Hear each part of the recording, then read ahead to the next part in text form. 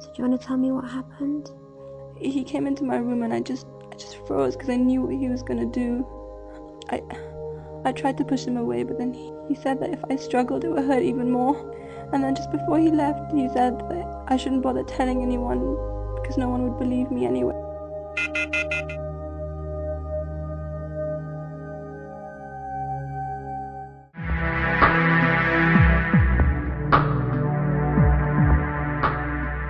The support that we've had since we started in 2001 has been phenomenal. All our services are delivered by young British Muslims themselves.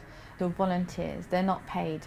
Every week they take 3 hours out of their life and they dedicate it to helping other young Muslims.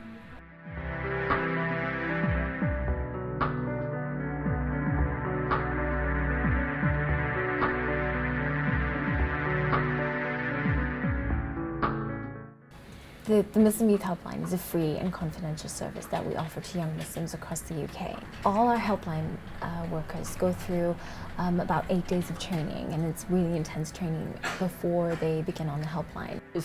It's been difficult in a good way because it's kind of opened my eyes out to actually realising the true extent of issues that Muslim brothers and sisters out there in the world are facing, not even just the youth but just in general as a Muslim community, what we are facing, and living in this society, in a more Western society, all the things that the youth are facing as well at the same time. And you think you've gone through a lot, but sometimes when you pick up a phone call and you hear something like someone's having an abortion or thinking about having an abortion, you just you pause and you just think, wow, like you're a bit stunned at that point because you just don't realise the extent to what people are going through as well at the same time. And the worst thing is that these people are going through it alone, and that's not how it should be, and that's not how anyone should feel like having to experience all these things and deal with all these problems on their own.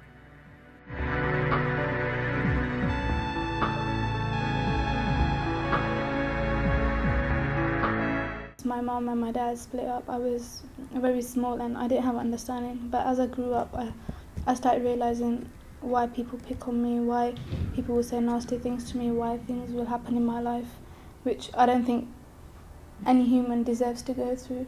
I got to know someone, but I thought as a person I was okay, but he started putting me down so much, like, you need to go to a mental asylum, you need to do this, you need to do that, you're a bad person. And I really did feel offended because I've never, the things he would relate me to people who were like prostitutes and things like that, and I've never ever thought of anyone like that because that's not my mentality. My friends didn't understand me. I dropped as a person. I thought I need to go to a mental asylum. I actually started hating myself for who I am.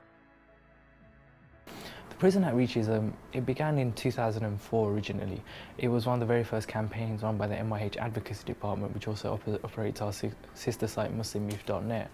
Now, the aim of the campaign at the time was to raise awareness of the disproportionate number of Muslims in prison, roughly about 12% of the prison population, whereas Muslims make up about 3% of the UK population.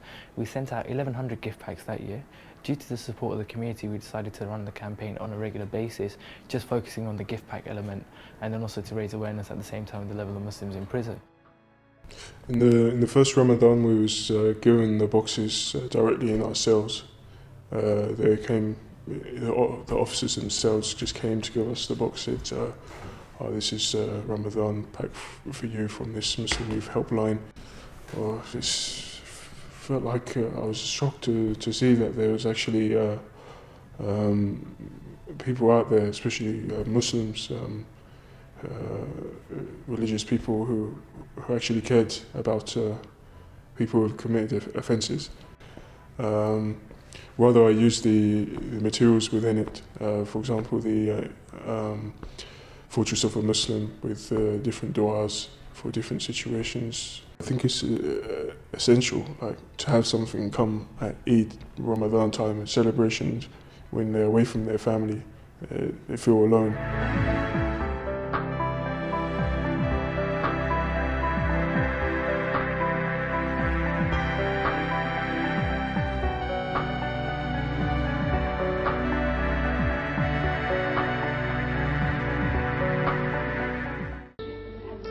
It's so funny how life works.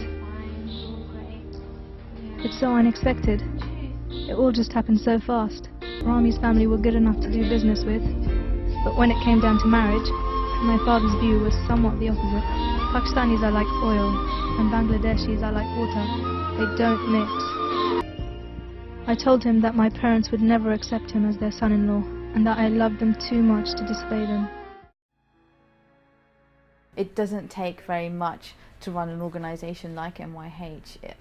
£120,000 a year would mean that we can help 6,000 young people on the helpline. We can help 4,000 Muslim offenders. We can produce 2 research reports which would help service providers across the UK, statutory and mainstream organisations, to understand the needs of young British Muslims and meet those needs within their own services. I want in 2 or 3 years' time MYH to be a household name so that it has the same pull as, you know, when Islamic Relief goes out and does a fundraising drive. But the other thing we face is that people aren't ready yet to think of supporting charitable activities at home within Britain. When people want to, you know, if they're thinking of giving some sadaqah, their first thought on their mind will be, okay, I'll give that to Palestine, I'll give that to Iraq, I'll give it to Pakistan, you know, I'll give that abroad, send that back home. And, you know, there are huge issues out there. There's huge need of problems going on around the world, but the people that have the first right upon us is our own neighbours. And it's just getting that into people's mindset. In an ideal world, I hope there'd be no need for MYH. You know, we shouldn't need a Muslim youth helpline.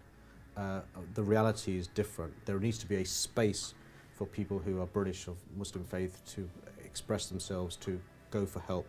There also needs to be a space for people who want to give something back, to give something back, and I see MYH providing that forum.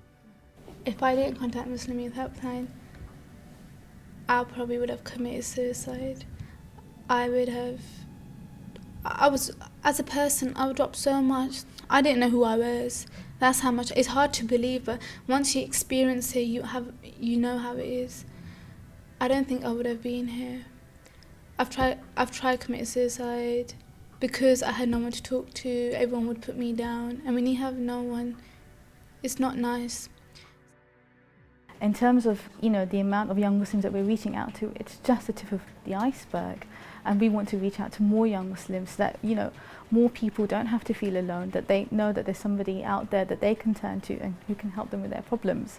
So, you know, there's always so much more work to be done, both in terms of raising awareness of the issues that young Muslims are going through, and in terms of, you know, financially, and in getting support from, you know, the Muslim community, you know, and from mainstream organisations as well.